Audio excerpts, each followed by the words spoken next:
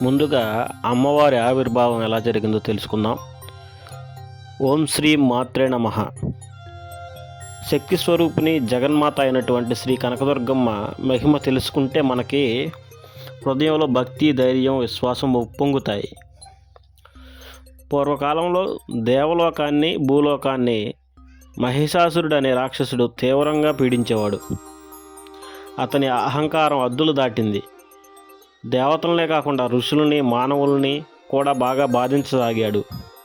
ఆ సమయంలో దేవతలందరూ కలిసి బ్రహ్మ, విష్ణు, మహేశ్వరులను ప్రార్థించారు.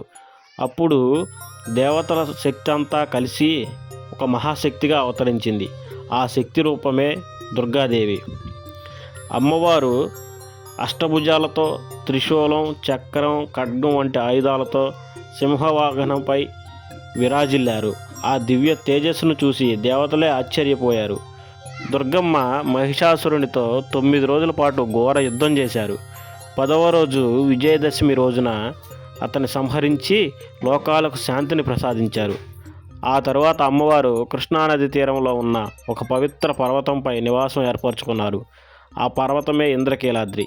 ఈ ఇంద్రకీలాద్రి అనే పేరు ఎలా వచ్చిందంటే, పూర్వంలో దేవతల రాజు అయినటువంటి ఇంద్రుడు ఈ కొండపై కఠోర తపస్సు చేశాడని పురాణాలు చెబుతున్నాయి. అమ్మవారు అనుగ్రహంతో తను కోల్పోయిన స్వర్గాన్ని తిరిగి పొందాడు కనుక కృతజ్ఞతగా ఇంద్రుడు ఈ పర్వతాన్ని అమ్మవారికి అంకితం చేశాడు. అందుకే ఈ కొండకు ఇంద్రకీలాద్రి అనే నామం వచ్చింది. అమ్మవారు కనకవర్ణంతో, బంగారు కాంతితో వెలుగొందుతూ భక్తులకు ఐశ్వర్యం, ధైర్యం, విజయం ప్రసాదించడంతో ఆమెని శ్రీ కనకదుర్గమ్మ అని పిలుస్తారు.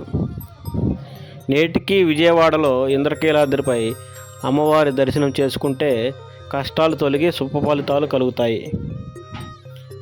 ఇది భక్తులు నమ్మే విశ్వాసం. నవరాత్రుల సమయంలో అమ్మవారు 9 రూపాల్లో దర్శనమిస్తారు.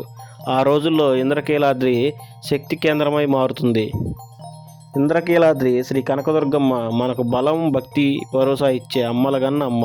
జై శ్రీ కనకదుర్గమ్మ.